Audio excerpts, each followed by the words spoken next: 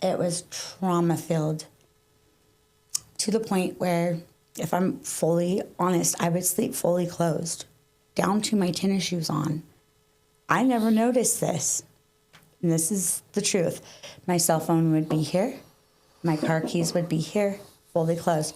I was still in activated flight mode. Tulsa Talks is the podcast that is inspiring people to have everyday meaningful conversations to gain perspective and help the world.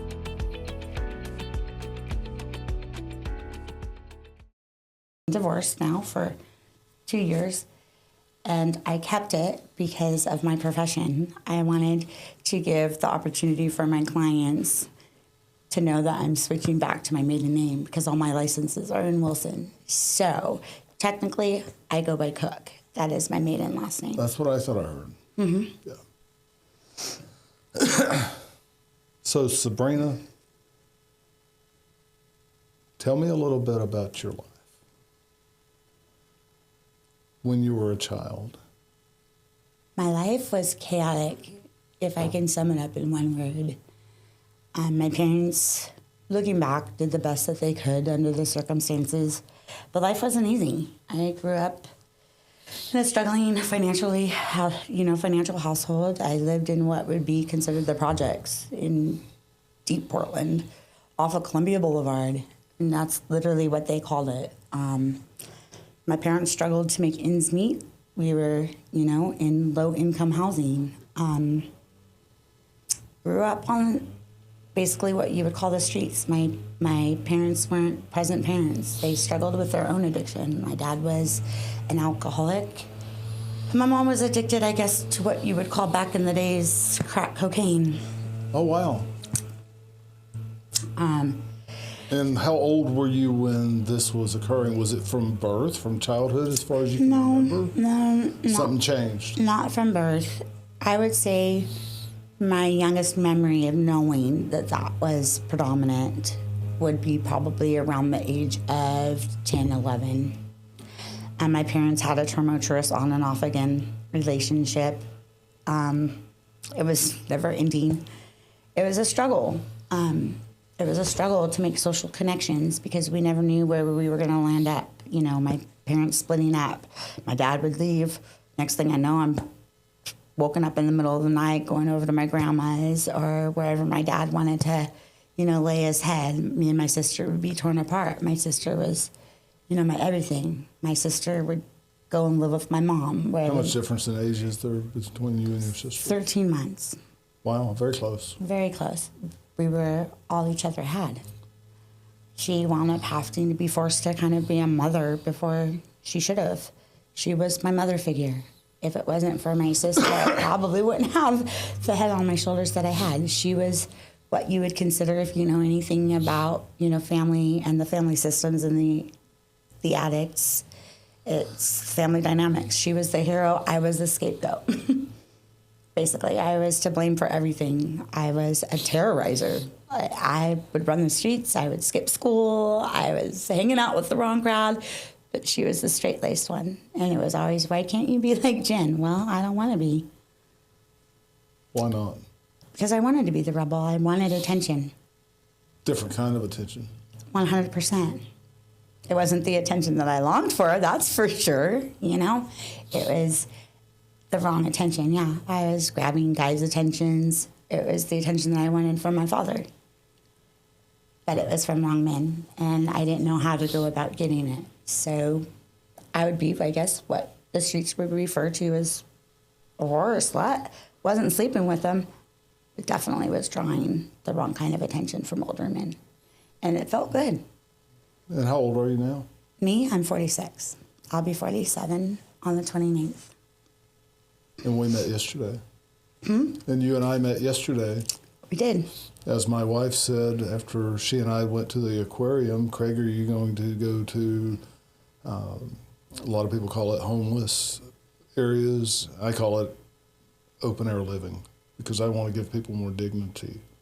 And that's appreciated because I didn't consider myself homeless at the time. And we happened to meet you at the Salvation Army Day Center. Right in between there. Mm-hmm. and I asked you, what do you want? How can somebody possibly help you? Mm-hmm. And it was honestly $1 million question that even out of all the resources that I had gained up to that point in all the businesses, never once did that question arise. Why not? I don't know. They want to give you what they think you need? I think Instead that's of what I actually needed. You actually need. And despite how many times I told them that that's not where I needed to start, that this is what I needed, it was always met with almost frustration because I never felt heard. And so with that, that was the $1 million question. Yeah, you absolutely asked me that. Yeah. People need to know that they are seen, heard, and appreciated, in my opinion. 100%. And how do we see, hear, and appreciate people the right way without listening to them? You can't. That was the first thing where I was having a conversation with your lovely wife, Frida, on the way here. And I said, you know, what really captivated me about your husband was for the first time, and you just said it, I felt heard. I told you my story. I told you why I was still stuck here, and I'm getting emotional because you guys have been an angel, like in disguise through this whole process, not even knowing me. And you said, well, I'm a now person. I still had hesitation because I still felt a responsibility to the people that took me in on the streets, like family, you know, made sure I was safe, that I had to go and tell them where I was going. I had to go and check in with the day center because I did have people that cared, you know, that I checked in with on a daily, that they didn't think that I was dead somewhere in a ditch. And your words was, I'm a now person. I will check in with them. I will let them know. And I'm like, well, there's nothing holding me here. Yeah. And you take me to the Greyhound station. And because that's what you wanted. Absolutely. I wanted to go back to Oregon to be amongst my family. And they happened to be closed. They happened to be closed. And then what happened next? What never thought. Your wife approached me and said, we don't have much, but we have a guest house. You're welcome to come stay in. And I was overwhelmed. You guys just met me. And I'm thinking, how can these people see this homeless person and trust everything that I said and heard it without judgment, to be kind enough to open their home to me? I've been homeless. It's couch surfing, sleeping in my car. A long time ago, 19, 20 years old. But yeah, I made a decision that landed me there. Mm-hmm. And you had a house in Oregon that you sold? Well, when I say sold, I sold everything in it. But it was a house, and I had been renting it. Okay. I was moving towards home ownership. I was working in the field as an addiction and mental health professional. Not to shoot my own horn, but I was well respected in my community. I had made a lot of movements. At no time was it acceptable to ever bring somebody back, even though my heart always wanted me to. There was always that doubt, like, I don't know them, like, I can't subject my family to harm, you know, if something was to go off. And that was like the first thought when you guys opened your home. I'm like, oh my gosh, like, how can these people be so generous and God trusting and in their faith to open their home to me? God's got me. That is the 100% reason why you guys opened your home. Yeah, God's got me. I have nothing to fear. And it's funny that you said that, because when I just walked in and you're like, you're ready to go do a podcast, and your worker Sarah goes, you realize that's going on TikTok? And I'm like, here I am. I'm an open book. God's got me. I have nothing to fear. Yeah, we'll take a little excerpt out of it and put it on TikTok and Facebook, and then the full podcast are on all the podcast platforms. And the reason I'm doing these podcasts is to gain perspective, because a decade ago, I thought that I needed to go and talk at people like a lot of preachers do. A lot of street preachers, they'll go talk at people. And that's okay, it's got its place. It's just not who I am or how I'm geared. I like how you said that. It's talking at them. Some people don't want to be talked at. Yeah. Some people are at different walks in their life. Talking at them or preaching at them is not going to get them to change. Yeah. I'm a conversationalist, and I got there by thinking I was supposed to start talking to people 6 or 7 years ago, and now within the last couple of years, I realized that I can live my life and help people the way that I've always helped people, by talking with them.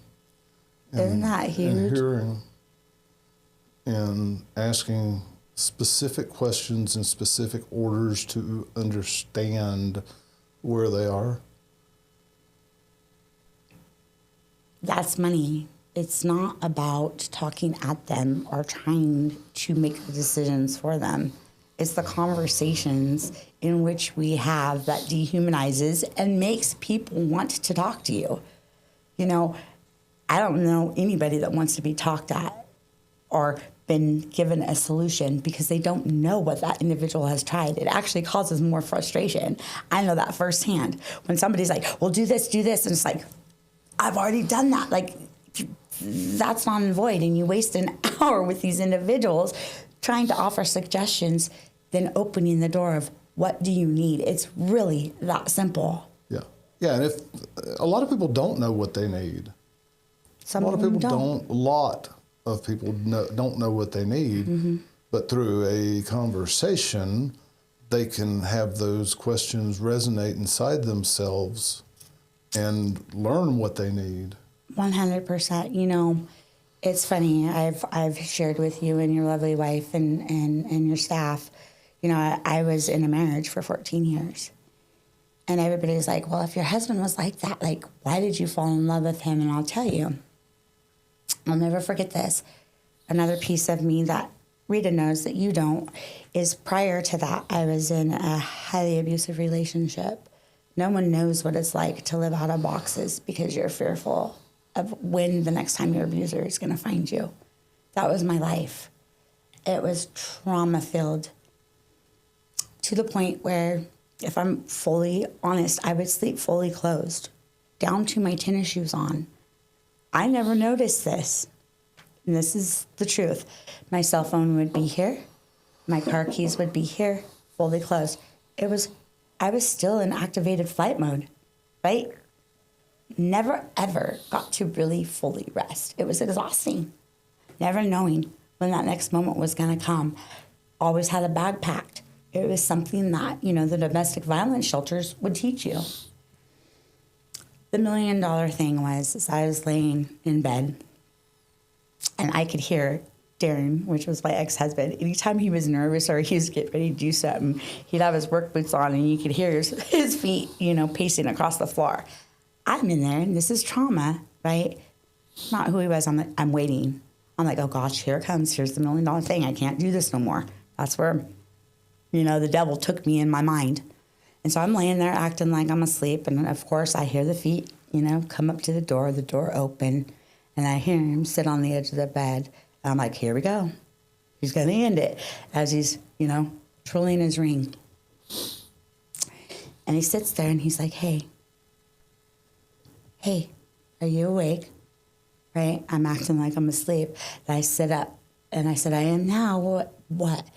He's like, we need to talk. And I said, we don't need to talk about anything. I know what's going to happen. You don't want to be with me. It was an instant trauma thing. He's like, whoa, stop.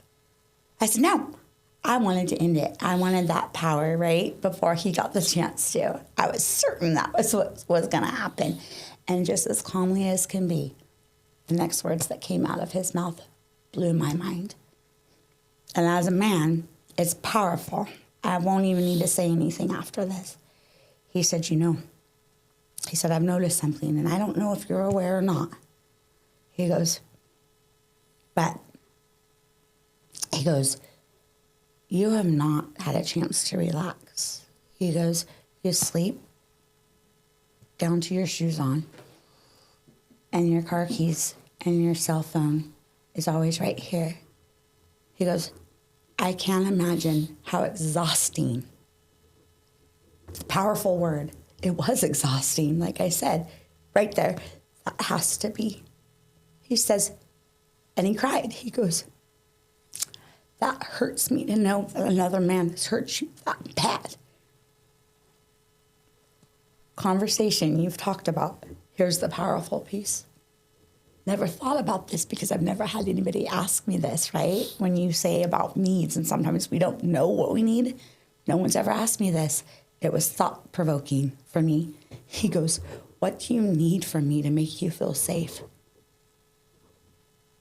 How can I not love that right then? And that is where my healing began.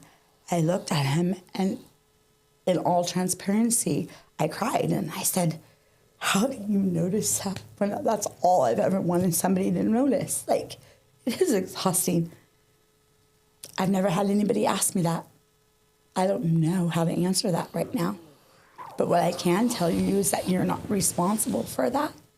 And what I need is that acknowledgement and for you to be patient and know that this isn't your doing. And to love me through it is exactly what I said. And he said, I will love you through all of it. And that's what he did. He gave me that space to allow me to heal, knowing that that wasn't his doing.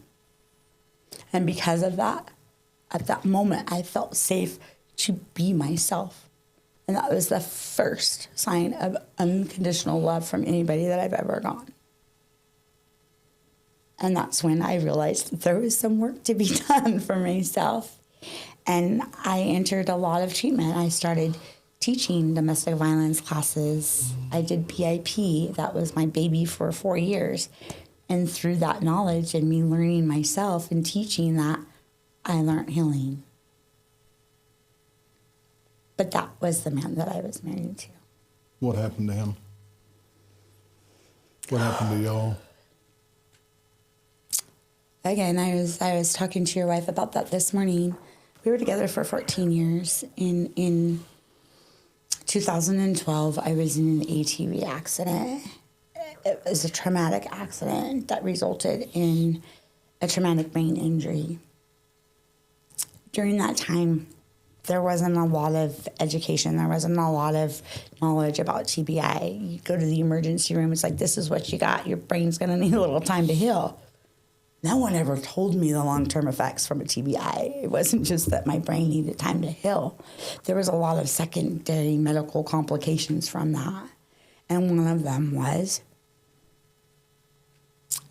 here I was, a high-profile counselor, one of the top people that somebody would go to that was logical, that they could get advice from, that they could have conversations with.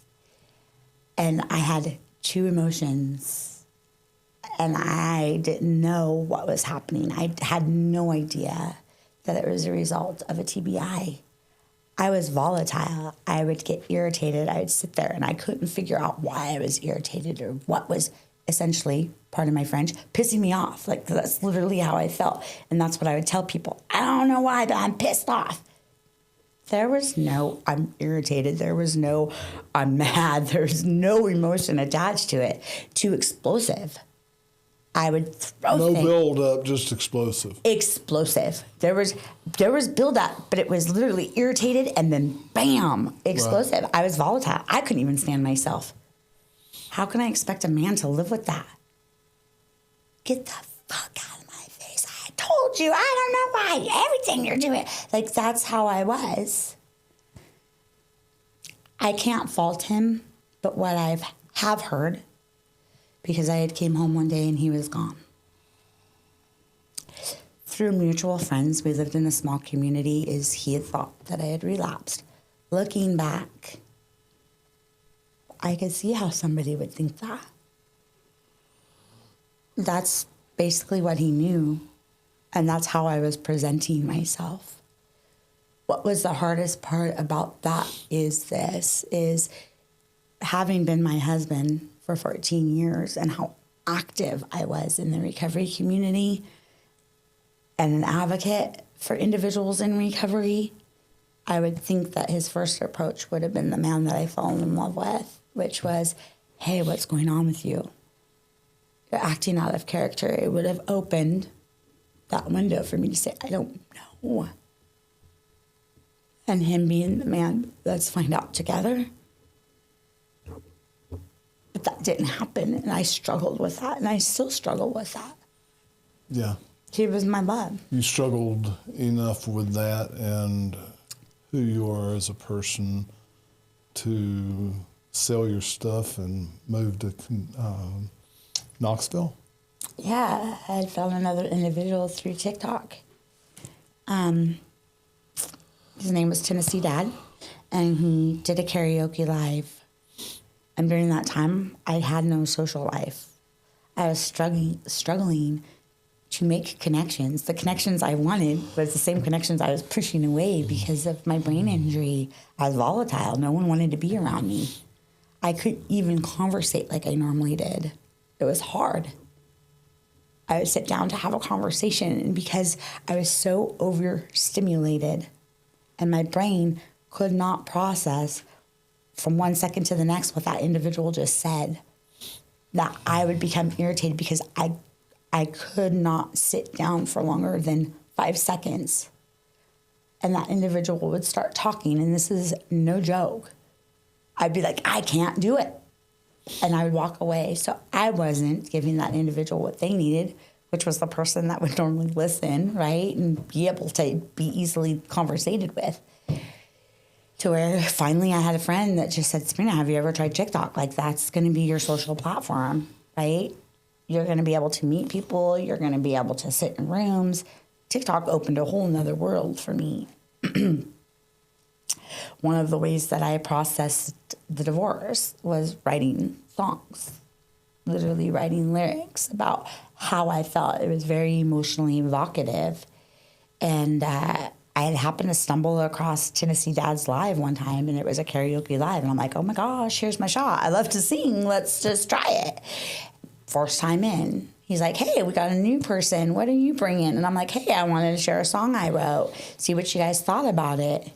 And it just kind of bloomed from there. Here's an individual that I spent literally 2 years with every day, faithfully, after I'd get off work or after I'd get done. It would be 5 o'clock my time, 8 o'clock his time.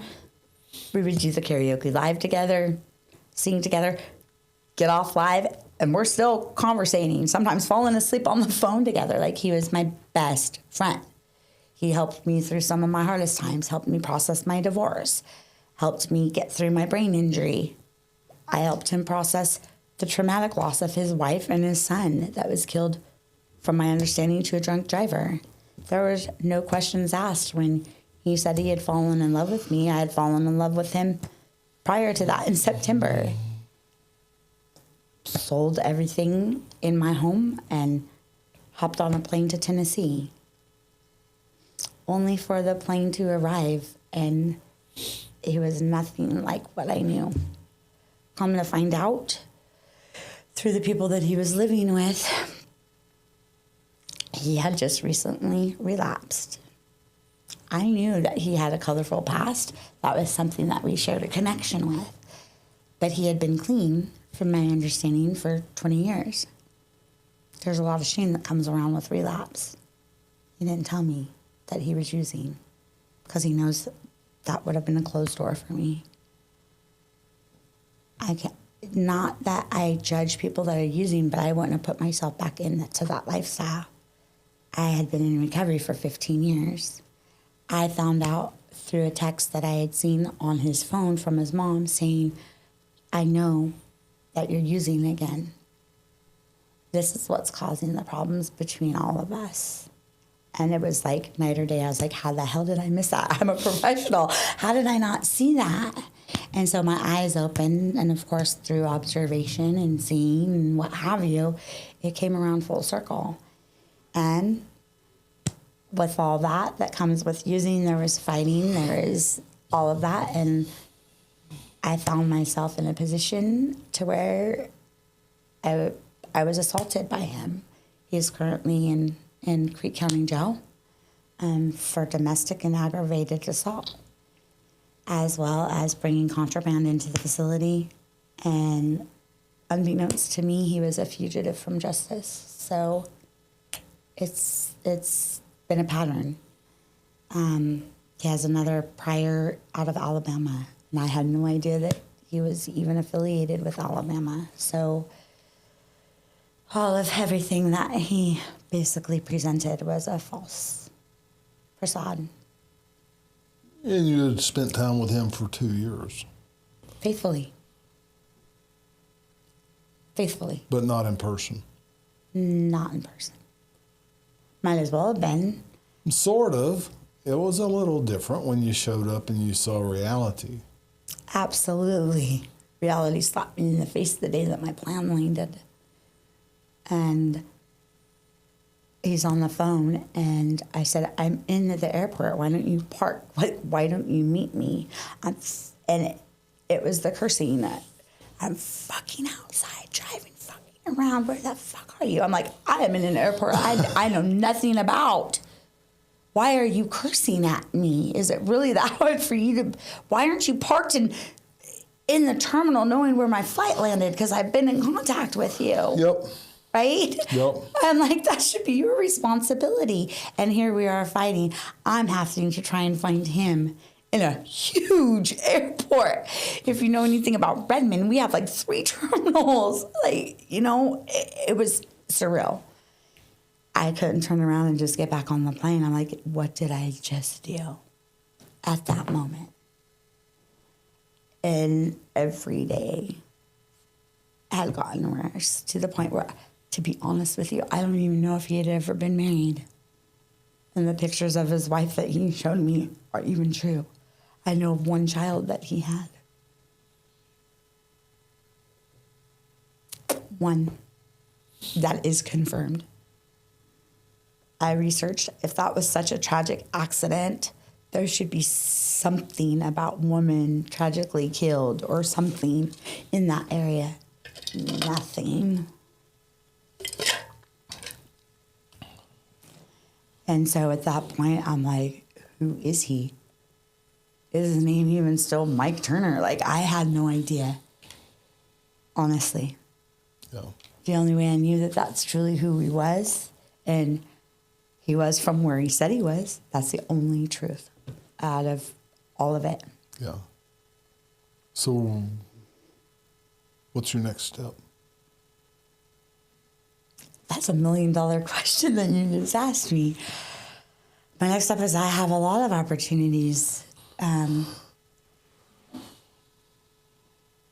because of you and your wonderful wife. I think at this point,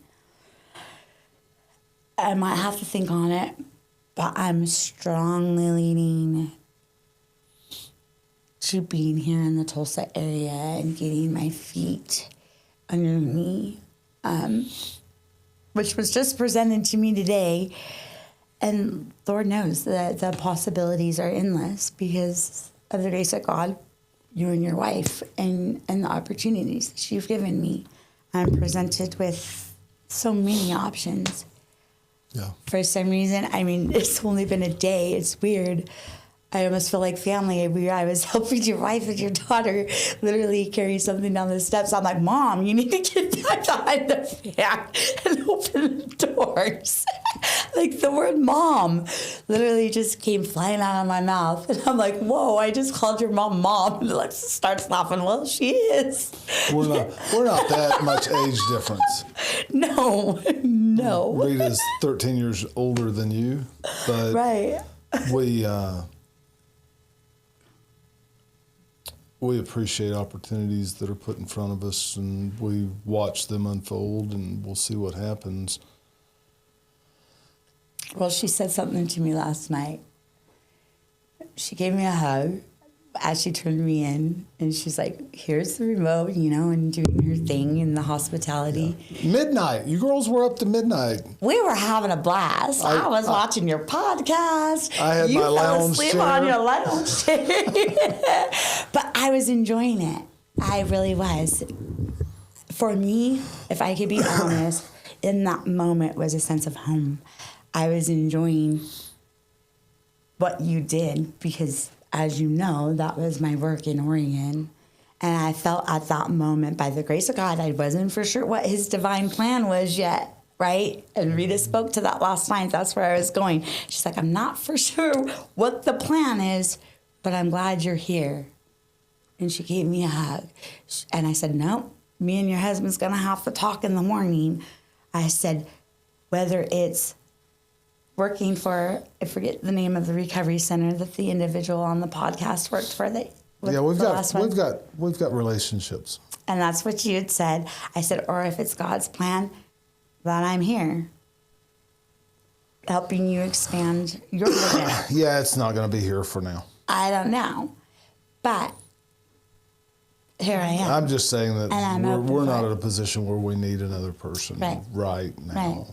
And that's okay too. But we can definitely introduce you to some people that do need people. And if that's what you want. And let's circle back around. Oregon's home is where you were, and you had some different certification and designations to show that you knew how to counsel somewhat, at least. And how would you counsel people? What was your counseling technique? How do you navigate people through? I don't know. Is it a self-discovery process, or is it telling them what they need to do? Or because we covered that a little bit earlier in this conversation, but tell me how you would help me if I came to you and I was couch surfing and I was sleeping in my car when I couldn't find a friend to stay with. A lot of people do that these days. Sure. And I don't know that they're on the statistics of the homeless population. They do qualify for that. Sure. But I know people that sleep in their cars or on couches and take showers in the gym and have jobs. If a person's in that situation, do you have a process or a program to help them through that? I can sum it up literally in one word, and you had said it, and that's the magic money. It's the conversations that you have and being able to listen. Some of those individuals don't want help. They're where they want to be, right? And who am I to judge them? If they want to sleep in their car because that's where they find comfort or they find safety, guess what? That's ultimately their decision. Right. But if I come to you and I have that situation, then how do we overcome that? It was exactly what you did. It was through conversation and knowing that individual. And if that individual wants help and they're in that situation that's circumstantial and not a decision that they made, how do we help them get back to where they're wanting to go? How do we reach them and meet that individual where they're at, not changing them? It's through conversations. If that individual wants to still actively use, how do I minimize the risk of them using? How do I minimize them putting their self at risk for, HIV or the diseases that come along with, it's meeting them where they're at. Do you think that most people that are homeless and couch surfing are doing drugs? That's $1 million question. I don't think all of them are. I've met some wonderful people that are not. Is it a problem? I would have to say 85% of them using? Absolutely. Again, do I think it's a choice? No. And there's one strong reason I say that. A lot of the individuals that are on the streets aren't choosing to use. It's a choice that they're making because everybody else around them are using. When you're down to a suitcase that is your life, right? That's all you have, whether it's been given to you, right, by other people, what have you. You're going to guard that. And when everybody else is using around you and you are at your most vulnerable, sleeping on that street, nowhere to store your stuff. It's right next to you. And they're being robbed by people that are using. Those people choose to use so that they're not subject to that. And that I can tell you to be true. Not subjected to what? Being stolen from. So if you use drugs, you'll be less likely to get stolen? That's not what I'm saying. I'm trying to make sure that I understand you. I'm saying that people are using drugs because the drug use that's going on around them is rampant. And while you're sleeping at your most vulnerable, okay, and you have somebody that's coming up to you that is actively using substances, what are you going to be subject to? You're going to be subject to abuse. You're going to be subject to a beautiful woman such as myself or your wife or anybody else that are sleeping on the streets. They don't care. They're going to take it, if that makes sense. You're subject to rape. You're subject to all of that. That is scary. So it's not that they're wanting to use. They're using so that they can stay awake. They can be aware. And they're not subject to the abuse that goes on the streets. I hope that that clarifies that a little bit better. It does. It absolutely does.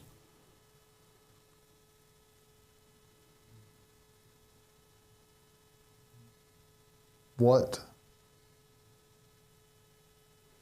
programs did you find helpful in Tulsa? And you've not been open air living very long. Not even a week. Roughly. Not even. Were there any places for you to stay if you wanted to? Oh, sure. Oh, sure. I would have to say Tulsa's way ahead of the game than Oregon. I would love to see Oregon and other states be as advanced as Tulsa. You are in a really good community as far as the resources that are available to the open air living community. So with that being said, you have like the day center, right? A lot of people don't want to live under rules that are using, right? Part of the thing is you got to check in by 4 to secure your bed. Well, if they're using, their drugs is at night, right? They don't want to be in a facility where, sorry, pardon my French, they're high and they're not able to do what they want to do and lights out are at 10. So a lot of those individuals that are actively using choose to be on the streets. It is. They're like, I don't want to be by those rules. I don't want to be in that. So the people that are actually utilizing those resources are the ones that are wanting to get better, right? They have caseworkers in there. They have a whole clinic that individuals can use that need wound care, what have you. They have that available. At that point, it is a choice, right? Everything has rules in life. I'm sorry, I'm going to do whatever I need to do. If that's lights out at 10, I'm going to utilize that resource because at least I'm amongst people that aren't using, and it's a safer means of living than being out on the streets. So the other thing that I noticed is your housing program. In Oregon, you have to be a single parent, whether it's a single dad, a single mom, and you have to have children in order to be eligible for any type of housing. Or you have to have some sort of disability, right? If I found myself losing my job tomorrow and not being able to find another job, because let's face it, with the coronavirus and everything that was going on, that was a problem. A lot of those agencies had closed down. People found themselves just displaced immediately. They ain't got another place to go. They're on the streets. There needs to be more resources available. And I'm not talking about just for single moms and people that have to have kids. We need to recognize that homeless is huge.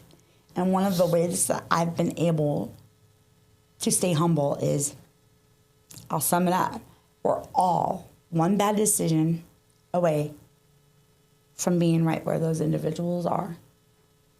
Yep, absolutely. And sometimes it's not even an intentional bad decision. It's circumstantial. Sometimes it's things, corners that exist, or things that exist around corners that you couldn't see because, face it, we can't see the future. And So what do you do in that moment? You have faith. Yeah. Well, and we build up financial literacy, stability, and we build strong communities so that those people that do find themselves bombarded with challenges that are atypical can be supported through that, and they don't land on the streets. 100%. And I don't think that it's the government that should do that. I think that the church has taken a back seat way too long.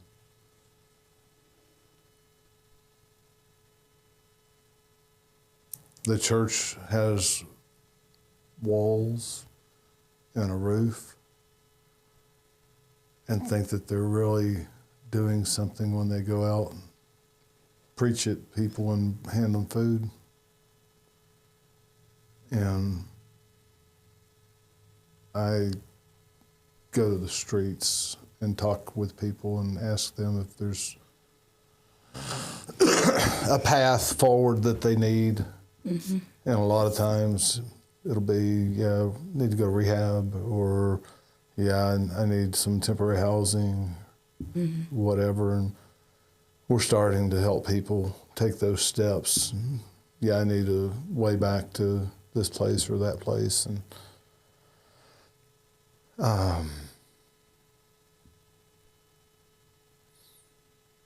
faith without works is dead. That's right. And saying I love you and not giving someone what they need is dead as well. That's right. That's not love. So a lot of people have been hurt by Christianity. Absolutely. And a lot of those people forsake God and Jesus and go out and just say, I want to be a good person. Or maybe they get into worshiping creation instead of the Creator. Worshiping the universe. I think how you said that is 100% accurate. You know, even in my times of faith, I am not naive to know that there's a lot of hypocrisy and there's a lot of judgment that goes on. But a lot of people have been, a lot of Christians have been hurt by homeless people. 100%. And by other people. 100%. And groups put guardrails up. 100%. And become disconnected. And to me, God's got this. And who cares if somebody didn't do what you expected them to do? That's right. Because they're not your God. Amen. God's God. He knows what's happening. And he'll build you up. And he'll build communities up when they allow their guardrails to come down some. I call it putting on the armor of God, like literally in the Bible, right? If you put on the armor of God, like you had said, there is no fear. What are we fearing, right? We're fearing people letting us down again, is what I see. But is the people letting us down, or are they letting themselves down? That's the $1 million question. A person, if I put an unrealistic expectation on them that this is what they need to do, yeah, they're going to let me down. But it's not me that they have to prove anything to. And in the end, it's growth. They're letting themselves down. So who was it that had the expectation on them that they let me down? That's me. That's codependency all wrapped up in one word. It's kind of like enabling the addict, right? If I'm giving the addict a place to sleep, or I'm putting money in their hands knowing that they're going to go and get that drug. Right? What should you do with the addict then? The hardest thing that you ever have to do is look at the addict in the eye and say, I love you enough to love you to not watch you kill yourself. As a mom, as an addict herself that was in recovery, the best thing my parents could do is say, I'm not putting money in your hand. They knew I was straight going to go to the dealers and put that in my arm. But what they would do would be like, I'll take you to the store. I'll get you groceries. But that's because it's not what the hell I needed. I was telling them that I needed the money for groceries. I would go hungry because I wanted to go and get my next fix. So it's loving with boundaries. It's loving them enough to get them what they need, but not supporting the addiction. I love you enough to know that you're hungry. Let me take you into the store. Right? Let me buy you a sandwich. Let me get you something to drink if you're thirsty. But that money's not going to cross their hands. It's no different than somebody on the corner, I'm homeless or I'm this, flying a sign. 90% of them, they get that money in their hand and they're out at the dealers.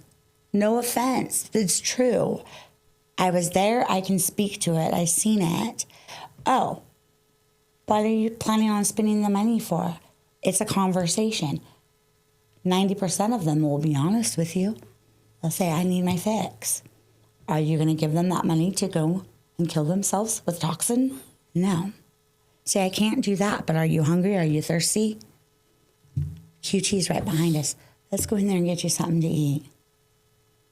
Right? And then while they're in there getting something to eat, that's when you can start that conversation. So how long have you been on the streets? You just told me that you were going to go meet with your dealer. How long have you been using? Most of them don't want to be there. But no one has stopped enough to ask them that. And I'll tell you, 90% of them would clean up off the streets if people would have that conversation and quit passing judgment and just assume that they want to be there. Yeah. I doubt that it's 90%, but there is a percentage of them. Some of them are I think maybe 30%, which is still huge numbers. I challenge you. I think it would be more. I was there. I've had those conversations. I've had some, and people are trying to mask the pain of trauma. 100%. And they would rather stay masked than they would to confront it. They've never had somebody make them look at it and confront it. Once they get there, that's where the growth happens. Yeah. Is it hard?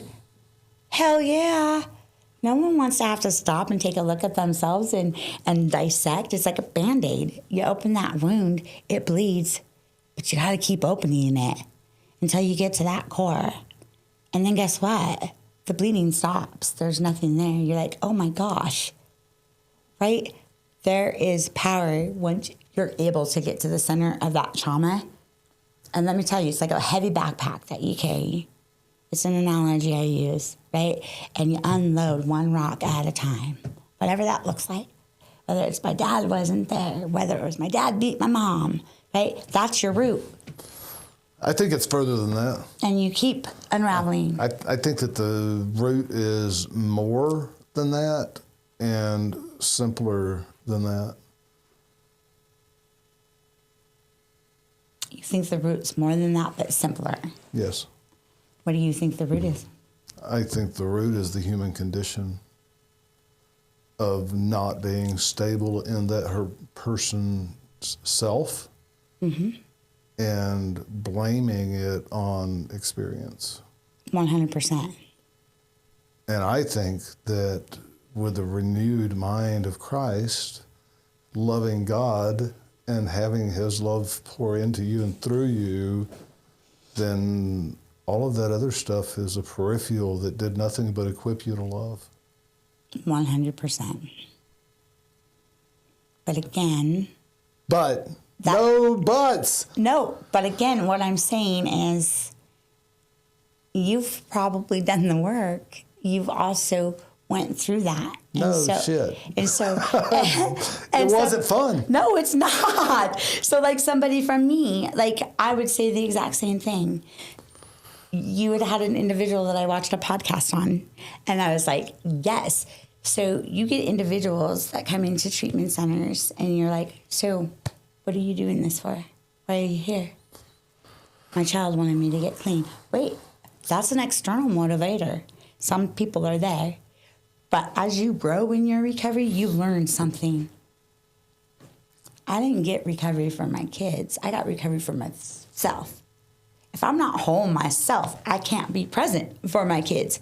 My kids might have been my motivator, but now it's because of me. I realize it's kind of like that half cup, half glass, right? Half full, half not. I am no one. So you got to be selfish? Hell yeah, you got to be selfish. You got to be selfish? Hell yeah. And if selfish means that I got to love myself enough so that I can love somebody else, then so stinking be it. Selfish is a good place to be. Because if I can't be selfish with myself and I can't love myself, how can I expect somebody else to love me? How can you expect yourself to love anybody else as well? That's 100%. People only give what they have. That's right. I can't fill from an empty cup. If you have hate or insecurities or doubt or fear, that's devil's work. That's what you'll have to give away, right? That's right. That's devil's work. I want joy. I want peace. I want contentment. I want fulfillment in my life. But you were open air living yesterday, and you have this mindset of desire. How do you get there? How do I get to desire? No. How do you get to the... You weren't in a good place yesterday in your emotions. They were all over the place. I was not in a good place with my emotions. How do you get stabilized and okay if we agree that it's not external, but it's internal? That's $1 million question. I told you.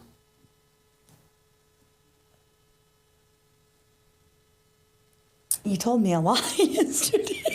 I told you just now, just a moment ago, when we realize who we've been created to be and know that these things around us don't have to affect us. Or it's only temporary. Or it's only temporary. Mm-hmm. Then I'm so much more. We don't have to get beside ourselves. This is true. And it's fine. It's all good and fine in philosophy, theology, but where the rubber hits the road is the question. I think for me, I mean, each thing is like circumstantial. But for me, where the rubber hits the road is my fire and me knowing that I'm better than the situation and my faith in God. Like I said, I prayed that morning, Lord, if this is your will and this is where I'm supposed to be, please show me a sign. So why were you emotional? Because I felt, like I said, you mean after, which part? After you prayed. Which part? I was emotional After you prayed, and you were like, God, your will be done. If you want me here, show me. If you want me to go, show me. What do you want? If you believed God answers prayer, why were you emotional? Well, I'll tell you, because it was all just mapped out. There was no question. So, No, why were you emotional if you believed God had the answer and already had it set in front of you? You were not okay yesterday when I met you. You were a little bit of emotionally disturbed, at least, if not more than a little bit. Because I prayed, and here is this angel, such as yourself, in front of me. That was totally God's work that gave me the opportunity to go. it was overwhelming for me because I was like, here it is. I believe in the power of prayer. That is unfathomable, unquestionable. I am solid in my faith and my walk with Christ. No matter what situation I get myself in, the question for me is, what is it teaching me, and what is the lesson that God wants me to learn around it? And I think I shared that with you yesterday. What I haven't got the chance to share yet was, you took me to the Greyhound. It was closed. Okay? That's how you ended up at our house. That wasn't a sign that, to me, that I was supposed to go back to Oregon. Amongst our conversations and amongst learning about what you did, what I currently do, and what what you do, I was like, okay, this is where I'm supposed to be. I told you that I loved Oklahoma, that I wanted to get my feelings and my bearings about me.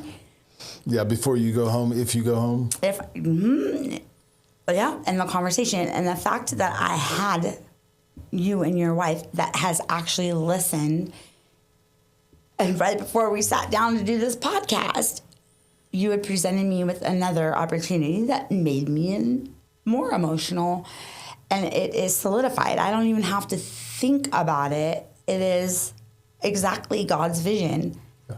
My now plan and where I'm going is here. I want to be able to stay here. I want to start working for, I think it was Grand Recovery. Well, we're not saying which one it is. We've got a few. We've got relationships with a few. We've got relationships with a few that can use. I'm going to start counseling, doing my research and seeing what it takes for me to transfer my license here, even if it's not there.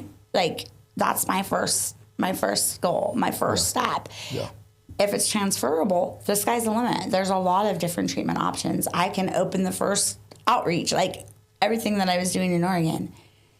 The reason why I'm saying here is there's really nothing outside of, I shouldn't say nothing, my son and my grandbaby for me to return to Oregon. Yeah, that's a big deal. It is a big deal. Don't get me wrong. My son also has a family of his own, right?